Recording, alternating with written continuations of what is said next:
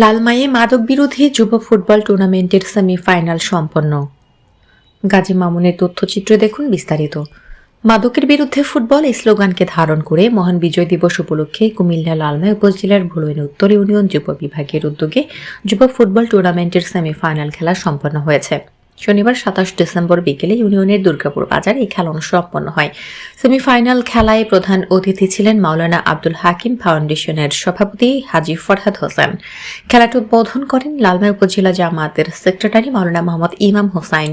ভুলইন উত্তর ইউনিয়ন যুব বিভাগের সভাপতি মাইনুদ্দিন মুন্নার সভাপতিত্বে খেলায় উপস্থিত ছিলেন ভুলইন উত্তর ইউনিয়ন জামায়াতের আমির মাওলানা ইসমাইল হোসাইন, ইউনিয়ন জামায়াতের সেক্রেটারি শাহাদাত হোসাইন মিয়াজি, ৫ নং ওয়ার্ড জামায়াতের সভাপতি মাওলানা ইলিয়াস হোসেন, ৯ নং ওয়ার্ড সভাপতি আরিফুর রহমান মজুমদার, চন্দ্রপুর গ্রামের সৌদি প্রবাসী ফারুক হোসেন, ইউনিয়ন শ্রমিক কল্যাণ ফেডারেশনের সভাপতি খুরশিদ আলম সহ অনেকে। খেলায় স্পন্সর করেন বাগমারা বাজারস্থ safe air international travels and tours. যুবনেতা শফিউল বাশার শাকিল, উমর ফারুক, হাফিজ আলমগীর হোসেন, আবদুল্লাহ আল মামুন, ইমান হোসেন, হাফিজ শাহজালাল, আব্দুর রহিম, শিপন আহমেদ, মাসুম বিল্লাহ, আবুল হোসেনের সার্বিক তত্ত্বাবধানে খেলায় প্রতিদ্বন্দ্বিতা করেন ৩ নং ওয়ার্ড বনাম ৫ নং ওয়ার্ড। খেলায় টাইব্রেকারে বিজয়ী হয় ৫ নং ওয়ার্ড।